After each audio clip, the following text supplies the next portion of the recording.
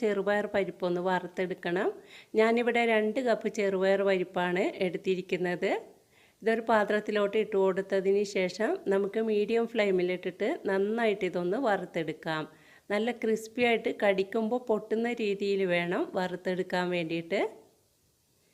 ഈ ഒരു ചെറുപയർ പരിപ്പ് നമുക്ക് എല്ലാ സൂപ്പർ മാർക്കറ്റിൽ നിന്നും വാങ്ങിക്കാൻ കിട്ടും. ഇതേ സമയം തന്നെ ഞാൻ 400 ഗ്രാം ശർക്കര എടുത്തിട്ടുണ്ട്. അതിലോട്ട് 1 കപ്പ് വെള്ളം കൂടി ഒഴിച്ചിട്ട് മെൽറ്റ് ചെയ്യാൻ വേണ്ടിയിട്ട് അടുപ്പിലോട്ട് മാറ്റിയിട്ടുണ്ട്. പരിപ്പ് നമ്മൾ കൈയെടുക്കാതെ ഇളക്കിക്കൊണ്ടേ ഇരിക്കണം, ഇല്ലെങ്കിൽ പെട്ടെന്ന് തന്നെ കരിഞ്ഞു പോകും. ഇത് നന്നായിട്ടൊന്ന് വറുത്തെടുക്കുമ്പോൾ തന്നെ നല്ലൊരു സ്മെല്ലൊക്കെ വരും. ആ സമയത്ത് അടുപ്പിൽ നിന്നും മാറ്റി വെച്ചിട്ട് നമുക്കിത് തണുക്കാൻ വേണ്ടിയിട്ട് വെയിറ്റ് ചെയ്യാം. നന്നായിട്ട് തണുത്തതിന് ശേഷം മാത്രമേ കഴുകിയെടുക്കാൻ പാടുള്ളൂ. ഈ സമയം ശർക്കരയും നന്നായിട്ട് മെൽറ്റായി വന്നിട്ടുണ്ട്. ഇതും നമുക്ക് മാറ്റി വെക്കാം.